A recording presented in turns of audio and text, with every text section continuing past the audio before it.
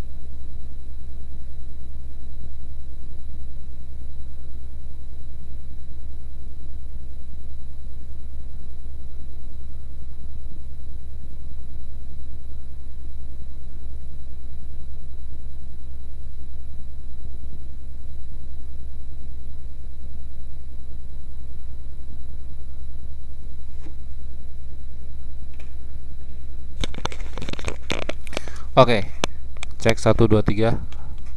Cek 1 2 3, bisa dengar suara saya teman-teman sekalian ya. Baik, kita mulai saja kelas kita pada malam hari ini. Tadi sudah saya gunakan untuk menunggu sedikit lama ya. Dan pada menit ke 19 ternyata siswa yang sudah hadir menambah dari 2 sekarang menjadi 7. Saya kira sudah cukup siswa ya untuk bisa dimulai kelasnya. Tapi terlebih dahulu saya cek terlebih dahulu, bisa dengar suara saya nggak ya dari ketujuh siswa yang hadir. Tadi Mbak Nurjana mengeluh tidak bisa mendengarkan suara saya. Sekarang gimana? Bisa dengar suara saya nggak? Bisa, oke. Layar monitornya bisa kelihatan nggak? Karena sudah saya tampilkan untuk materi yang akan kita bahas pada malam hari ini.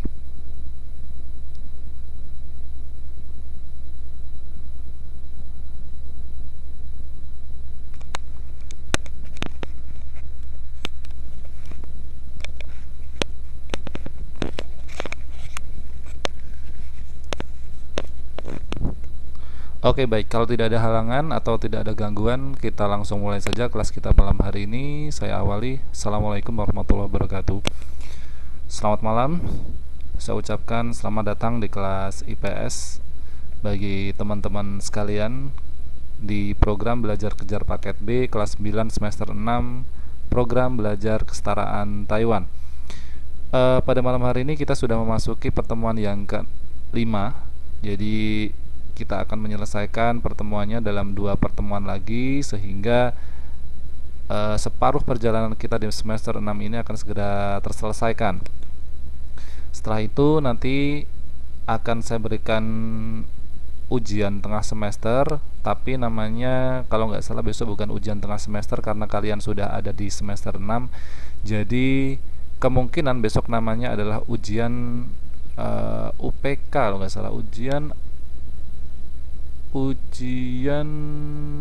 apa, kesetaraan sepertinya, ujian akhir kesetaraan, kayaknya UPK gitu namanya gitu.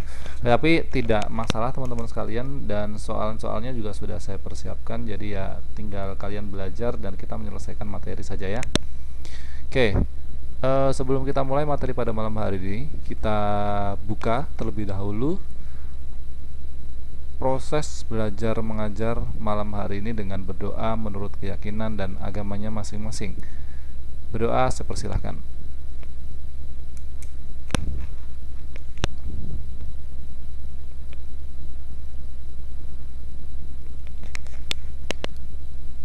Ya, berdoa selesai.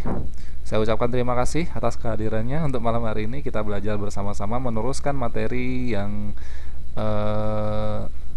telah lalu ya. Jadi kemarin kita sudah membahas tentang kondisi geografis wilayah Indonesia dan sudah kita selesaikan dalam kurang lebih 4 kali pertemuan. Oh tidak, 3 kali pertemuan, karena 1 kali pertemuan kita bahas atau kita gunakan untuk menjelaskan silabus atau pengantar pembelajaran dan kontrak belajar. Dan malam hari ini saya sudah mempersiapkan materi. Jadi kalau misalnya teman-teman sekalian mau menyimak, bisa kalian buka buku elektronik yang sudah saya bagikan kemarin di bab 2, yaitu Asia Tenggara judulnya. Tetapi kalau misalnya hanya mau menyimak saya, di sini saya sudah saya siapkan ringkasan materi pelajaran tentang kondisi geografis wilayah dan penduduk Asia Tenggara.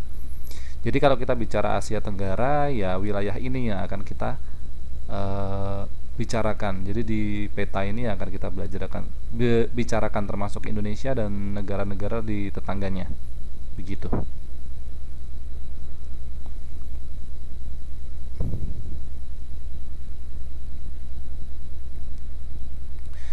Kita sedikit mengulang materi yang sudah kita pelajari kemarin-kemarin atau kesempatan semester-semester yang lalu. Jadi tadi di judulnya saya sebutkan bahwa materi pada malam hari ini akan membahas tentang kondisi geografis wilayah penduduk dan Asia Tenggara. Hanya ingin mengingatkan teman-teman sekalian yang namanya unsur geografis itu adalah keadaan alam di muka bumi yang membentuk lingkungan hidup manusia. Jadi semua keadaan alam, semua bentuk-bentuk alam yang ada di muka bumi ini yang dimana itu digunakan atau mempengaruhi serta membentuk lingkungan hidup manusia itu disebut unsur-unsur geografis.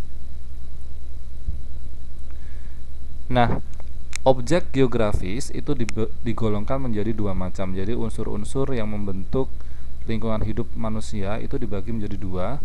Ada yang namanya objek geografis secara fisik dan ada yang namanya objek geografis secara non-fisik. Nah, apa bedanya? Objek geografis secara fisik itu contohnya bentang alam, letak suatu daerah, kemudian ukuran luas suatu daerah, batas-batas suatu wilayah, dan iklim. Itu namanya objek geografis fisik.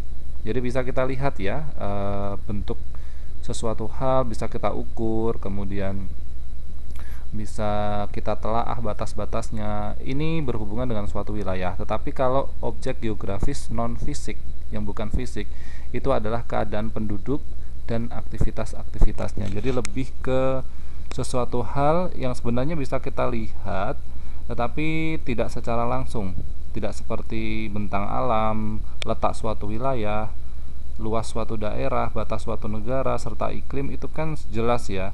Jadi luasnya bisa diukur sekian kilometer persegi, kemudian bentang alamnya misalnya pegunungan, apakah daratan, batasnya dibatasi oleh batas suatu wilayah dibatasi oleh sungai ataukah dibatasi oleh pulau dan sebagainya. Tapi kalau objek non fisik itu adalah keadaan penduduk, misalnya penduduknya mayoritas petani, misalnya penduduknya mayoritasnya bersuku Betawi, suku Jawa dan sebagainya. Nah, itu namanya unsur non geografis.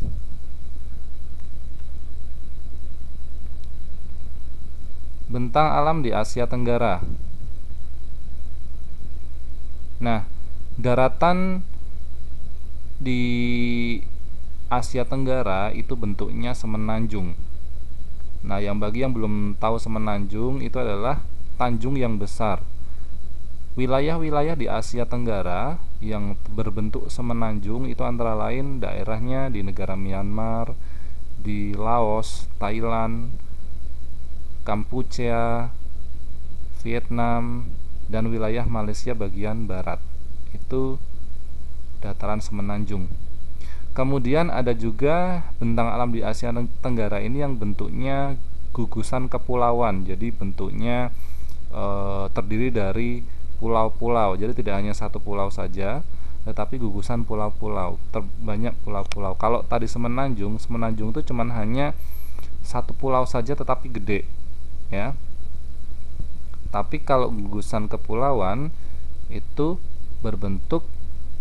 terbentuk dari negara yang terbentuk dari beberapa pulau-pulau yang bersatu, seperti Indonesia, Filipina, Malaysia bagian timur itu kan kecil-kecil ya, ininya ada pulau kecil-kecil yang bergabung. Kemudian Singapura itu kalau kelihatannya cuma kecil, tapi di sekeliling negara Singapura atau pulau Singapura yang gede itu ada pulau-pulau kecil, dan juga Timor Leste.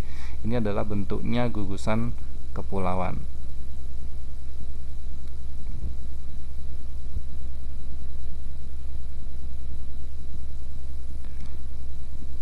Bagaimana dengan letak, luas, dan batas negara-negara di Asia Tenggara atau wilayah di Asia Tenggara? Nah, ini dia. Ya. Kalau bicara tentang letak astronomis yang bisa diukur dari letak lintang, garis lintang, dan garis bujur, Asia Tenggara ini terletak di 28 derajat lintang utara hingga 11 derajat lintang selatan, hingga 92 derajat bujur timur sampai 141 bujur timur. Ini adalah letak astronomis wilayah Asia Tenggara. Kalau membicarakan luasnya, luas wilayah Asia Tenggara beserta perairannya kurang lebih ada 4.511.167 km persegi. Jadi sekitar 4,5 juta kilometer persegi ya luas negara-negara Asia Tenggara, atau secara total gitu ya, baik di daratan maupun perairannya. Itu tadi letak astronomis dan luas wilayahnya. Bagaimana dengan letak geografis? Letak geografis Asia Tenggara itu berada di antara 3 perairan. Ada Samudra Hindia, kemudian ada Laut Cina Selatan, dan ada Samudra Pasifik. Di mana letaknya? Letak tepatnya adalah Samudra Hindia itu di bagian barat, jadi perbatasan negara-negara Asia Tenggara dengan Samudra India itu di negara-negara Asia Tenggara bagian barat. Kemudian di bagian utara itu berbatasan dengan Laut Cina Selatan, serta di bagian timur itu berbatasan dengan Samudra Pasifik.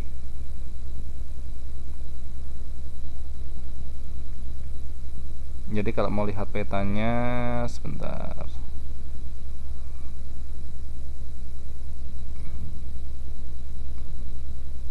Oke. Letak Laut Cina Selatan itu di sini. Ini Laut Cina Selatan. Kemudian ini Samudra Hindia. Dan di sini Samudra Pasifik. Ini batas-batasnya tadi ya. Ini Samudra Pasifik.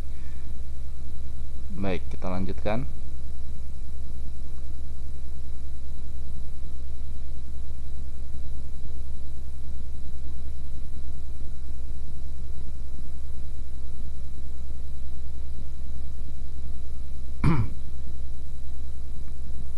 Tadi sampai mana ya? Oh ini. Nah, tadi ya saya sampaikan bahwa luas wilayah Asia Tenggara itu kurang lebih 4.414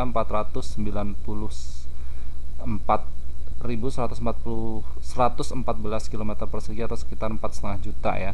Nah, ini kalau kalian mau lihat secara detailnya itu kan tadi gabungan dari seluruh luas wilayah seluruh negara-negara Asia Tenggara. Kalau dijumlahkan ada 4,5 juta kilometer persegi. Dan yang paling besar adalah wilayah Indonesia sendiri yang menyumbangkan sekitar 2 jutanya sendiri. Separuhnya sendiri itu Indonesia ya, paling luas. Dan paling kecil itu adalah negara Singapura dengan hanya 660 km persegi luasnya itu. Bahkan nggak sampai 1000 km, cuma 660 km persegi ya.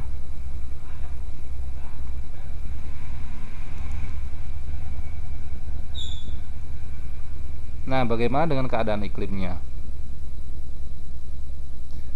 Yang dinamakan iklim itu adalah keadaan rata-rata cuaca dalam waktu yang lama dan meliputi daerah yang sangat luas. Jadi yang namanya iklim itu tidak hanya bisa disebutkan hanya wilayah kecil, misalnya iklim kecamatan Bantul misalnya, iklim provinsi Yogyakarta, nggak bisa. Iklim itu menyatakan keadaan rata-rata cuaca dalam daerah yang sangat luas. Dalam hal ini adalah biasanya yang diukur iklim di suatu negara ya, gitu. Dan iklim di Asia Tenggara ini ada 2 jenis, ada iklim matahari dan ada iklim fisis. Iklim matahari itu adalah keadaan iklim yang didasarkan pada letak suatu wilayah terhadap garis astronomi. Ini namanya iklim matahari. Jadi kalau misalnya letak suatu wilayah itu dilihat dari garis astronominya, nanti ketemu iklim apa. Nah, itu namanya iklim matahari. Sedangkan iklim fisis itu adalah keadaan iklim yang ditinjau dari keadaan fisik muka bumi di wilayah perairan.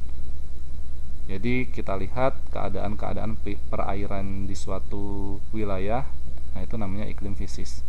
Jadi keadaan iklim yang dilihat dari keadaan fisik muka bumi dan wilayah perairan. Nah, di Asia Tenggara ini rata-rata negara-negaranya itu memiliki iklim tropis, iklimnya panas ya. Nah, bagaimana ciri-ciri iklim tropis tersebut? Yang pertama, curah hujannya tinggi. Dari setiap negara di Asia Tenggara itu memiliki curah hujan yang tinggi. Artinya hujannya terus-terus gitu ya, dan kalau pas musim hujan ya hujan terus gitu. Suhu udaranya panas, jelas karena iklim tropis, dekat dengan garis khatulistiwa atau garis yang membelah bumi menjadi dua sama besar, selatan dan utara. Itu garis khatulistiwa, sehingga suhu udaranya juga cukup panas karena mendapatkan penyinaran sepanjang tahun, penyinaran matahari.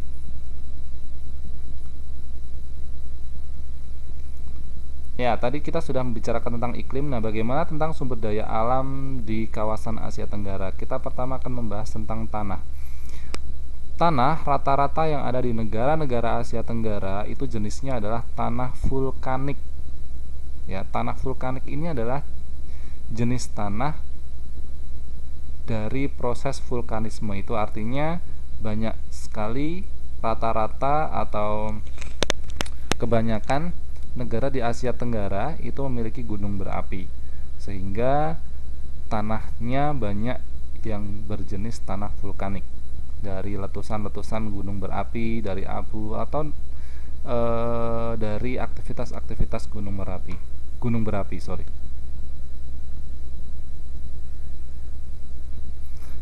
Jenis tanah yang lain itu adalah tanah aluvial.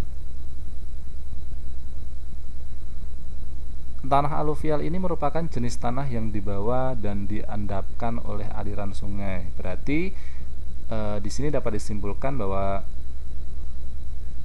di negara-negara Asia Tenggara ini masih banyak terdapat sungai-sungai yang mengalir, sehingga ketika sungai-sungai itu banyak yang mengalir di suatu negara tersebut, ini akan menimbulkan atau membentuk jenis tanah yang namanya tanah aluvial, di mana tanah-tanah ini dibawa oleh aliran sungai kemudian mengendap di mana-mana begitu ya, dan itulah yang menjadi salah satu jenis tanah rata-rata yang ada di seluruh negara Asia Tenggara. Nah, bagaimana dengan keadaan hutan atau flora dan fauna?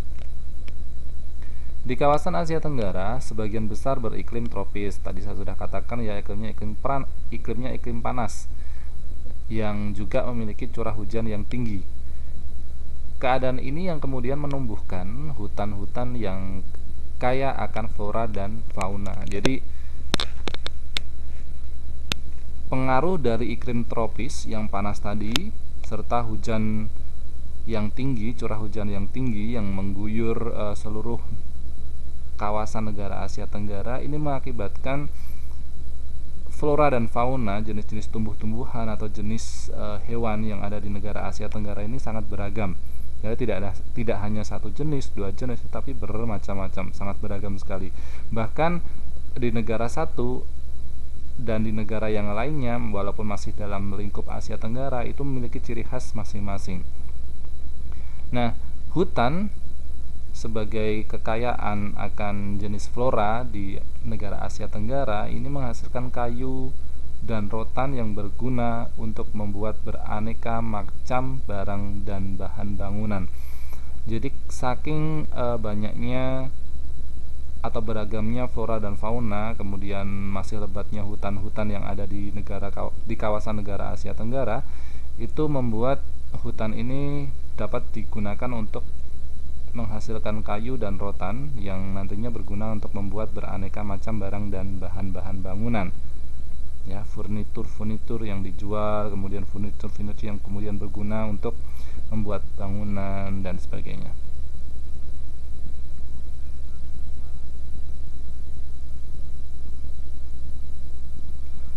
Kemudian wilayah perairan.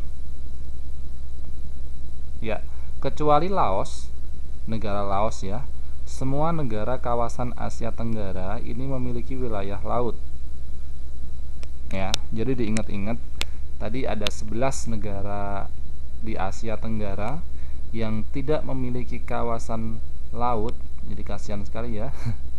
tidak memiliki daerah wilayah laut, ini hanya negara Laos. Jadi nanti kalau ada soal negara di kawasan Asia Tenggara yang tidak memiliki wilayah laut itu negara mana, ya ada Laos, ada Indonesia, ada Singapura, ada Malaysia, ada Vietnam. Nanti jawaban yang benar adalah Laos. Dan ternyata manfaat laut itu bermacam-macam. Antara lain yang pertama adalah sebagai sumber bahan. Di sini sebagai sumber bahan pangan ya, tentu saja berupa ikan dan hasil laut lainnya. Jadi adanya laut, wilayah laut di sekeliling negara-negara kawasan di Asia Tenggara selain negara Laos tadi ya, itu bisa digunakan sebagai sumber bahan pangan berupa ikan dan hasil lautnya. Bisa apa? Bisa kerang, kemudian bisa rumput laut, kemudian bisa garam dan lain sebagainya ya, yang pokoknya berasal dari lautan. Oke. Kemudian yang selanjutnya adalah sebagai jalur transportasi air. Ya, di samping transportasi darat yang bisa kita gunakan untuk menghubungkan daerah satu dengan yang lainnya, itu juga ada transportasi udara dan juga ada transportasi air yang lebih penting ya. Walaupun memang jarak tempuh jika dibandingkan dengan transportasi udara ini masih sangat jauh ya. Tetapi jika sebuah negara itu saling berdekatan gitu ya, seperti negara-negara Asia Tenggara seperti jarak antara Vietnam dengan Filipina, kemudian Thailand dengan Malaysia, Indonesia dengan Singapura, jalur transportasi air ini bisa menjadi salah satu alternatif untuk bisa dijadikan transportasi yang saling menghubungkan antara negara satu dengan negara lainnya, seperti tadi Indonesia dengan Singapura ya. Dengan wilayah Batam itu kan sangat dekat, atau wilayah Sumatera itu kan sangat dekat ya dengan Indonesia dibandingkan jika ditarik jarak dari Singapura ke Pulau Jawa itu kan sangat jauh. Nah, transportasi air ini bisa dijadikan alternatif untuk menghubungkan antara wilayah Batam atau Sumatera dengan Singapura seperti itu. Jadi bisa digunakan untuk sarana transportasi.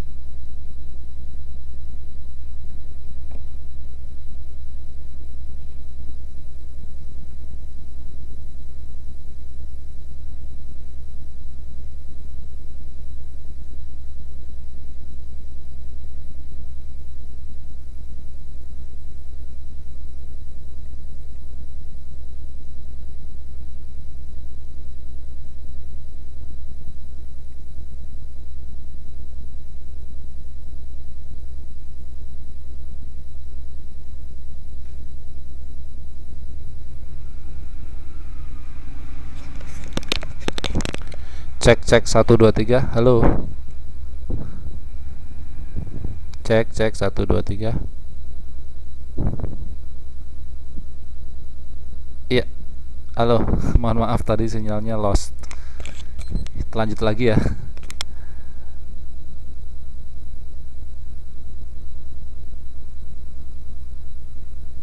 Iya, kita lanjut lagi. Selain jalur transportasi tadi yang saya sampaikan ya, wilayah perairan atau manfaat laut yang lain itu bisa digunakan sebagai objek wisata. Jadi kalau suatu negara memiliki daerah pantai yang cukup bagus ya view-nya, bisa untuk melihat sunset, kemudian bisa digunakan untuk diving, ya diving, snorkeling ya dan sebagainya, atau olahraga-olahraga laut lainnya, itu bisa jadi wilayah laut tersebut bisa dijadikan sebagai objek wisata. Kemudian selain itu, selain tadi sebagai bahan pangan, transportasi air atau objek wisata, di dasar laut ya, di daerah-daerah tertentu itu sering ditemukan barang tambang seperti minyak dan gas bumi. Jadi dasar laut itu bisa menghasilkan sumber daya alam yang harganya atau nilainya tidak ternilai seperti barang tambang gas bumi dan minyak bumi ya. Itu bagaimana dengan keadaan tambang di wilayah Asia Tenggara ini? Iya, kecuali Singapura, setiap negara di kawasan Asia Tenggara ini memiliki hasil tambang.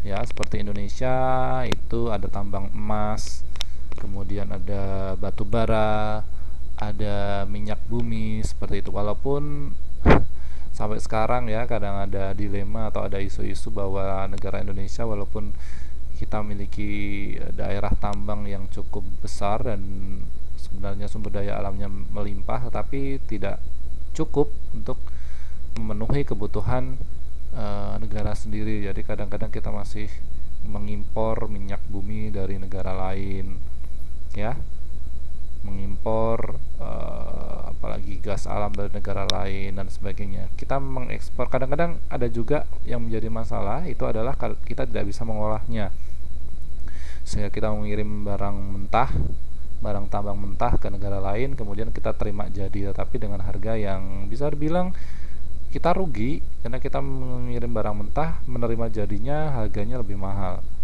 ya, sehingga menambah hutang negara yang berlimpah-limpah. Nah, Singapura ini merupakan negara kecil yang tidak memiliki hasil tambang yang berarti. Jadi kalau bicara tambang, seluruh kawasan di Asia Tenggara ini memiliki daerah tambang dan hasil tambang kecuali Singapura, karena Singapura adalah negara kecil yang tidak memiliki hasil tambang yang berarti. Jadi mereka bisanya ngimpor ya.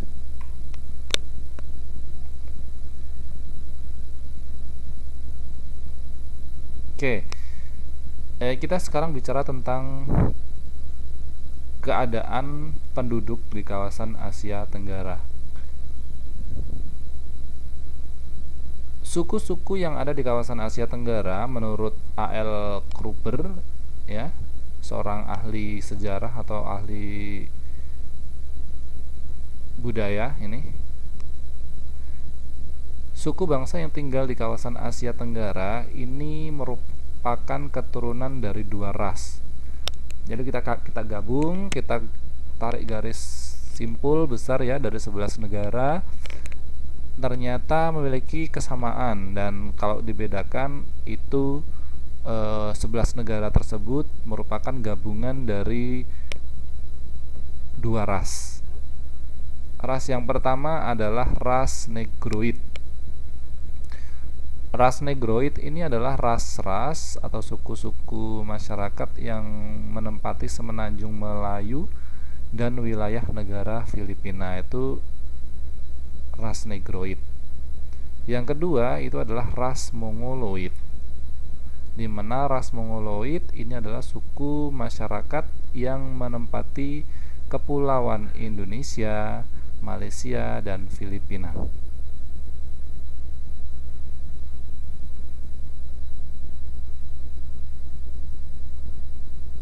Ya, Masih bicara tentang suku. Suku-suku yang jumlahnya besar di Asia Tenggara itu antara lain: yang pertama ada suku bangsa Lao, Yao, dan Tai. Lao, Yao, dan Tai ini suku-suku bangsa yang menempati negara Laos dan Thailand. Kemudian suku bangsa Semang dan Sakai. Suku bangsa Semang dan Sakai ini yang menempati di negara Malaysia. Kemudian suku bangsa Khmer yang merupakan suku asli di wilayah negara Kamboja. Kemudian suku bangsa Man, Tho, Muong, dan Vietnam yang menempati wilayah Vietnam.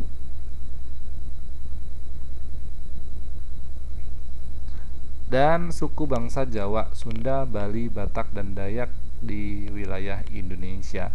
Nah, kalian bisa kemudian menyimpulkan kira-kira kalian itu termasuk suku yang mana. Serta suku bangsa Cina, India, Melayu, dan Pakistan yang menempati wilayah Singapura.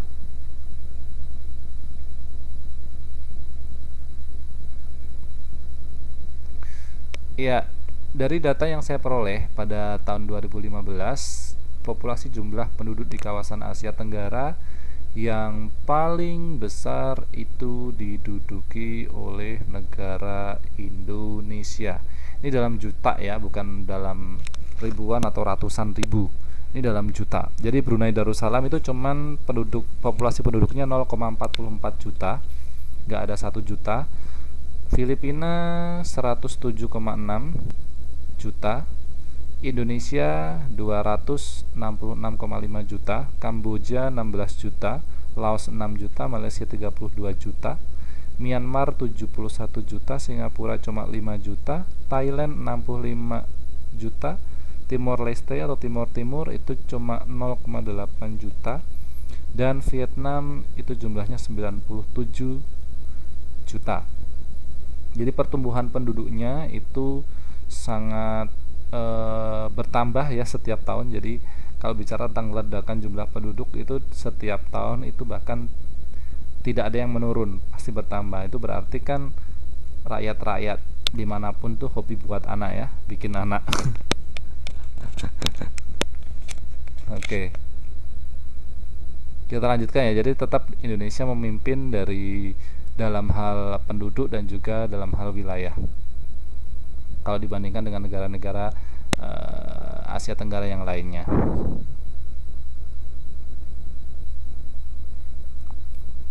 Banyak ini malah muter-muter gimana, saya klik dulu aja.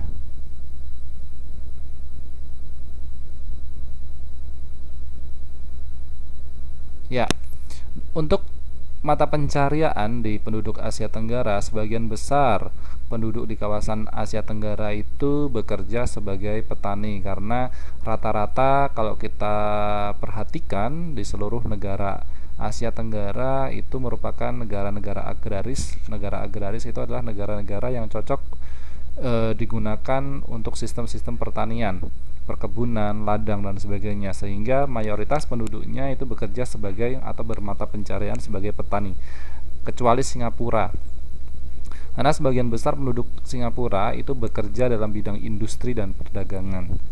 Industri, jasa keuangan, dan perdagangan merupakan sektor andalan di ekonomi Singapura. Jadi Singapura tetap perkecualian tadi yang nggak punya barang tambang ya, wilayah tambang itu juga Singapura, dan yang bukan petani sendiri adalah negara Singapura.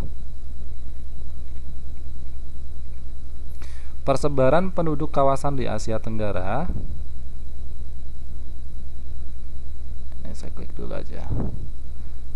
63% penduduk kawasan Asia Tenggara ini tinggal di pedesaan, ya, kecuali Singapura.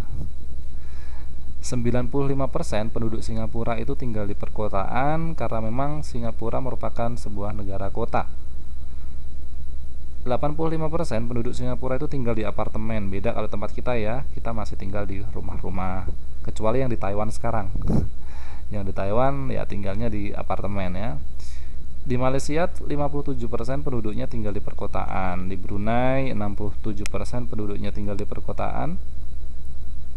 Sementara di Timur Leste 92 penduduknya tinggal di pedesaan. Ya, kalau dibandingkan dengan negara Indonesia, dulu memang Timur Leste itu bagian dari Indonesia. Setelah berpisah, ya sesuatu kehidupan ya, segala sesuatu di kehidupannya itu menjadi sangat sulit pada saat memisahkan diri dengan Indonesia. Sampai sekarang ya masih agak tertinggal begitu negaranya, sehingga bisa dibilang kalau kebanyakan mereka tinggal di desa-desa ya, karena memang kotanya belum terlalu berkembang. Nah, ini negara-negara di kawasan Asia Tenggara. Sekarang kita akan bahas satu persatu. Mudah-mudahan waktunya cukup, kalau tidak ya nanti kalian bisa baca sendiri. Kita awali dari negara Indonesia, negara kita sendiri. Baik, ini saya hanya menyingkat saja teman-teman sekalian. Nanti kalian bisa baca lebih dalam di modulnya. Jadi negara Indonesia itu merupakan negara republik bentuk negaranya ya, dengan kepala negara itu presiden. Kepala pemerintahannya juga dipegang oleh presiden. Ibu kota negara Indonesia itu ada di Jakarta. Suku bangsa yang ada di negara Indonesia ada Jawa, ada Sunda, ada Batak, ada Madura, ada Bugis, ada Dayak, ada suku Asmat, ada Banjar, dan lain sebagainya. Dan bahasa resmi yang digunakan di negara Indonesia ini adalah bahasa Indonesia dan bahasa-bahasa daerah. Jadi tergantung daerahnya ya, karena kita memiliki daerah yang banyak, pulau-pulau yang banyak, sehingga kebudayaan serta bahasa daerahnya juga banyak, tergantung. Tetapi untuk menyatukan seluruh bangsa Indonesia, itu bahasa resmi yang digunakan adalah bahasa Indonesia. Hingga saat ini agama yang berkembang di negara Indonesia itu ada 1, 2, 3, 4, 6 ya. Ada Islam, ada Kristen, ada Katolik, ada Hindu, ada Buddha, dan ada ajaran Tao atau Konghucu. Lagu kebangsaan ya, saya mengingatkan lagi Indonesia Raya, dan teman-teman sekalian pasti sudah hafal semua ya lagu Indonesia Raya. Mata uang yang digunakan bukan dolar Amerika, bukan dolar Taiwan ataupun euro, bukan, tapi kita punya mata uang sendiri di Indonesia, yaitu rupiah. Hasil pertaniannya itu berupa beras, jagung, kedelai, gula, kopra, karet, dan lain sebagainya. Sedangkan sumber-sumber alam yang dihasilkan oleh bangsa Indonesia atau negara Indonesia itu ada besi, ada tembaga, ada perak, ada emas, ada nikel, ada mangan, dan yodium. Itu sumber-sumber alamnya.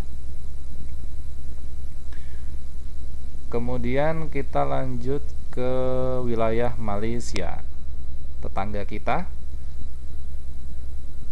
Ya,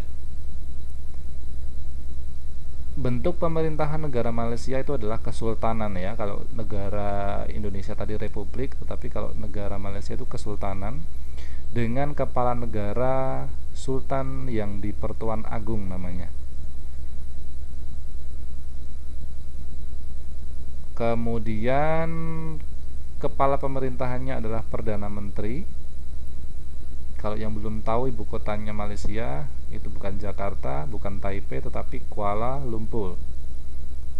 Kuala Lumpur ya. Suku bangsa asli negara Malaysia itu adalah suku Melayu, tetapi juga ada suku-suku pendatang yang lain seperti Cina dan India. Bahasa yang digunakan sebagai bahasa pemersatu di Malaysia adalah bahasa Melayu. Agamanya sama dengan di Indonesia tadi, ada Islam, ada Buddha, Kristen, Hindu, dan Konghucu. Lagu kebangsaannya namanya Negaraku, mata uangnya ringgit Malaysia, hasil pertaniannya ada karet, beras, kelapa sawit, kayu. Sumber alamnya timah, minyak, dan tembaga. Kemudian Singapura. kepala negaranya presiden, ibu kotanya di Singapura. Suku bangsa ada Cina, Melayu, India, dan Pakistan. Bahasa yang digunakan lebih beragam, ada bahasa Melayu, bahasa Inggris, dan bahasa Cina. Bahkan sekarang yang berkembang itu bahasa India. Agamanya hampir sama dengan Indonesia, ada Hindu, Buddha, Kristen, Islam, dan Konghucu, serta lagu kebangsaannya Majulah Singapura, dan mata uang yang digunakan adalah dolar Singapura. Walaupun bukan negara pertanian, tetapi mereka masih memproduksi hasil-hasil pertanian seperti buah-buahan dan bunga anggrek. Ini negara Singapura. Bagaimana dengan negara Filipina? Filipina itu bentuknya juga republik dengan kepala negara presiden, kepala pemerintahnya juga presiden, ibu kotanya di Manila. Suku bangsanya lebih beragam, ada Filipina, Mostis, Moro, dan Negrito. Bahasanya Tagalog, Inggris, Spanyol. Agamanya ada Katolik, Islam, Aglipayan, dan Protestan. Lagu kebangsaannya namanya Lupang Hinirang. Mata uangnya peso. Nanti kalian bisa baca sendiri. Di Thailand itu negara dengan sistem pemerintahan kerajaan dengan kepala negara raja, yang beberapa saat lalu mantan raja yang keberapa saya lupa itu meninggal dunia, sehingga rakyat Thailand itu bergabung ya. Kurang lebih berapa bulan tuh bergabungnya kemarin, saya lupa. Kemudian kepala pemerintahannya Perdana Menteri, ibu kotanya di Bangkok. Suku bangsanya ada suku bangsa Thai, ada Cina, ada Melayu. Bahasa yang digunakan adalah bahasa Thai, bahasa Cina, dan bahasa Inggris. Agama yang digunakan, agama yang dipeluk yang ada di sana, yang diakui di negara Thailand itu ada Buddha, Kristen, dan Islam. Mata uangnya disebut baht.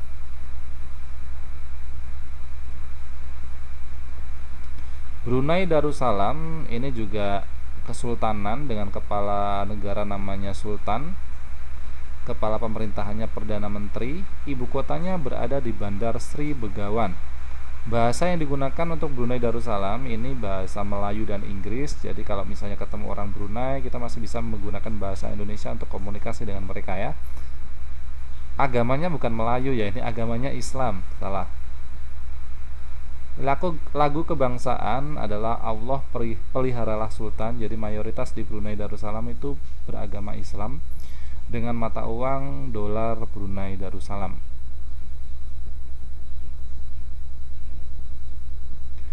Kemudian Vietnam. Vietnam ini juga bentuknya republik dengan kepala pemerintahan Perdana Menteri dan kepala negaranya presiden. Ibu kotanya ada di Ho Chi Minh City. Suku bangsanya Vietnam, Cina, dan Khmer. Bahasanya Viet. Agamanya ada agama Islam, Katolik, dan Buddha, serta lagu kebangsaannya judulnya Forward Soldier. Mata uangnya Tong.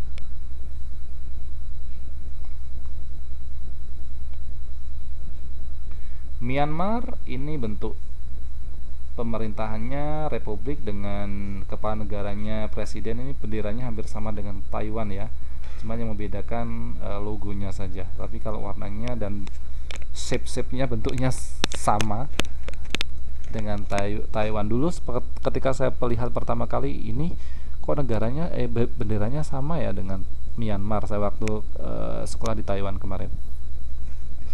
Ibu kotanya ada di Rangun.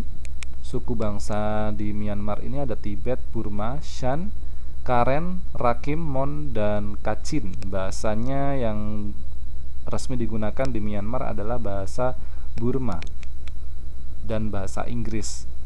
Serta agama yang ada di sana ada Buddha, Islam, Kristen, dan Hindu. Lagu kebangsaannya judulnya Our Free Homeland. Mata uangnya Yat. Hasil pertaniannya padi, kayu jati, gandum, jagung, dan kapas, serta bentang alam di sana itu berupa gunung-gunung, dan memiliki 3 musim: musim lembab, musim dingin, dan musim panas. Nah, ini 2 negara terakhir ada Laos. Laos ini juga bentuknya republik dengan kepala negara presiden dan kepala pemerintahannya dipegang oleh Perdana Menteri. Ibu kota Laos itu ada di Vientiane. Suku bangsanya suku bangsa Thai, Khmer, dan China. Bahasa yang digunakan di Laos itu adalah bahasa Lao. Bahasa Lao ini bahasa resmi yang digunakan, tetapi ada bahasa pendukung seperti Prancis dan bahasa Inggris. Agama yang ada di sana itu Buddha, Kristen, dan animisme. Lagu kebangsaan susah sekali ya. Set Lao Tang Teduma Kunlu Kunsulu Sa Yaume. Hampir seperti bahasa Cina. Mata uangnya New Kip atau KN ya. Hasil pertaniannya ada getah damar dan padi. Dan ini negara terakhir yaitu negara Timur Leste. Oh belum, negara Kamboja dulu. Kamboja itu bentuk negaranya yaitu kerajaan, kepala negaranya raja. Bahasanya bahasa Khmer dan Prancis ya, mata uangnya riel.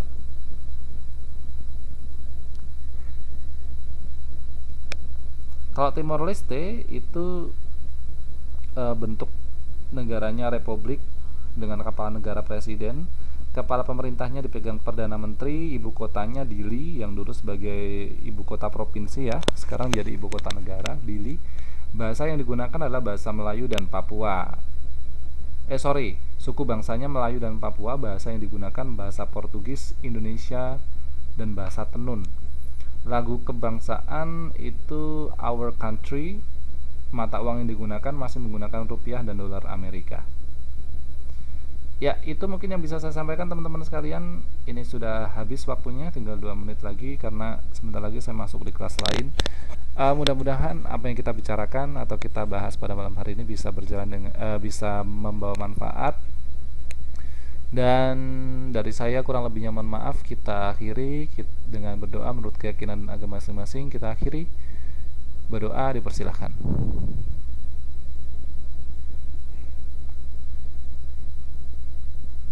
Berdoa selesai, mudah-mudahan bermanfaat ya, walaupun waktunya singkat dan tergesa-gesa. Nanti saya harapkan teman-teman kalian bisa baca ulang.